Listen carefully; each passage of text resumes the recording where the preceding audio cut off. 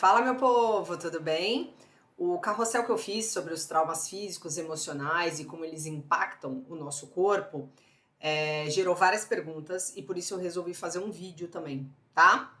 Então eu vou explicar para vocês como é que o corpo reage com esses traumas. Quando você tem um trauma físico, então principalmente, você bateu a cabeça muito forte, você tem uma ação, né, de defesa do corpo que é a inflamação.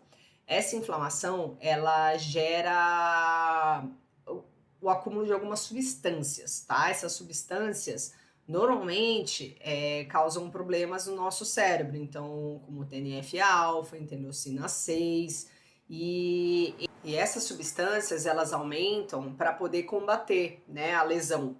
Qual que é o problema? Quando elas se tornam em excesso, então fica muito tempo dessas substâncias no nosso corpo em alta quantidade, você aumenta também níveis de alguns hormônios, como por exemplo o cortisol, né? O cortisol é o hormônio do estresse. Como é que ele vai afetar principalmente a composição corporal? Quando o cortisol sobe, ele ajuda a subir também a nossa glicose, tá? Problema disso, você consequentemente sobe a tua insulina, e aí o teu corpo fica resistente a esse hormônio, né? Então ela não age da maneira que deveria. E aí ela provoca um acúmulo de gordura, principalmente um acúmulo de gordura visceral, que é aquela gordura que fica aqui próxima dos órgãos. E gera um ciclo vicioso, porque aumenta ainda mais a inflamação. Então eu sempre falo, inflamação é defesa. O problema é quando ela se torna em excesso, tá? Isso seria o trauma físico direto na cabeça.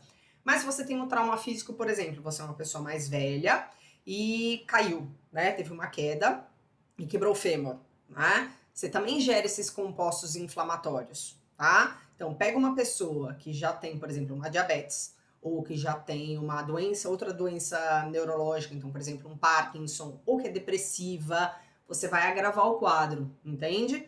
Então, no caso de um trauma emocional, então, por exemplo, você está muito estressado o tempo inteiro, tá depressivo, né? Teve uma decepção de alguma forma, você também vai gerar respostas no seu corpo, né? Então, principalmente o aumento, de novo, de cortisol e o aumento de adrenalina, porque aí o teu corpo fica naquele estado de fuga, né? De luta ou fuga. Então, esses hormônios aumentados vão causar todos os processos que eu expliquei iguais ao do trauma físico. Além de um outro ponto, quando você fica com essa adrenalina e esse cortisol mais altos, você também aumenta a degradação, então o catabolismo do corpo.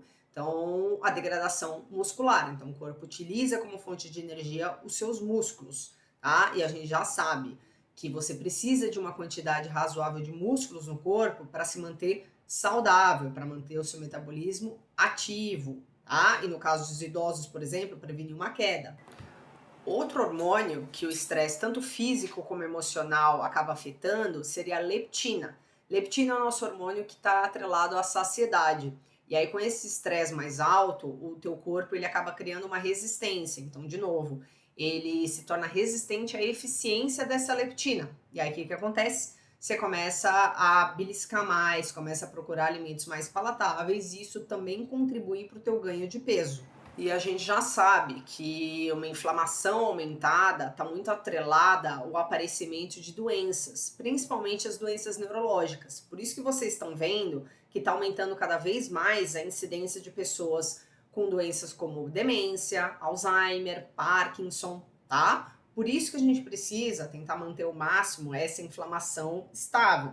Então, controle do estresse, um sono adequado, uma atividade física constante e, claro, a nutrição, né? Então, como é que a nutrição entra? Você dando alimentos que têm mais compostos antioxidantes e anti-inflamatórios. Então, por exemplo, você aumentar o consumo de ômega 3, porque o ômega 3 é um potente anti-inflamatório, ele está presente também nas nossas membranas celulares, então ele vai ajudar na saúde cerebral, a proteger essas células cerebrais, tá? Vai ajudar também, óbvio, a baixar essa inflamação que está mais alta. Você pode aumentar o consumo de flavonoides, que você vai achar nas berries, né? Então, nas frutinhas vermelhas, como o morango, a cereja, a mora, a framboesa, a uva.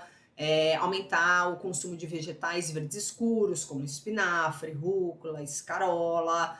Eles têm esses compostos esses flavonoides em maior quantidade, você colocar alguns ativos como, por exemplo, a cúrcuma e o chá verde, que tem as catequinas, que também promovem esses efeitos anti-inflamatórios. Então, acrescentar esses alimentos, esses temperos, vão ajudar a manter o corpo em equilíbrio e você conseguir diminuir essa inflamação, para que ela se torne somente aquela inflamação de defesa e ela não fique uma inflamação de baixo grau, uma inflamação que vai perdurar por mais tempo e poder dar gatilho para doenças e prejudicar a sua saúde. Outros compostos, como por exemplo as vitaminas do complexo B, principalmente a B3, a B6 e a B9, que estão intimamente ligadas com a saúde neurológica, o próprio magnésio, que é um cofator, né? Então ele trabalha desde saúde neurológica, saúde óssea, ele entra também na saúde muscular.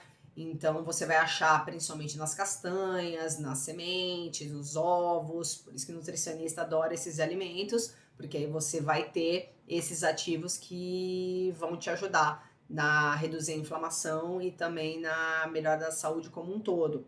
Então, se vocês querem melhorar esses traumas, né, tanto físicos como emocionais, a nutrição entra dessa forma ajudando, tá bom? Se vocês tiverem qualquer outra dúvida, coloca aqui para mim nos comentários e manda para os amigos que vocês acham que precisam saber dessa informação. Beijo!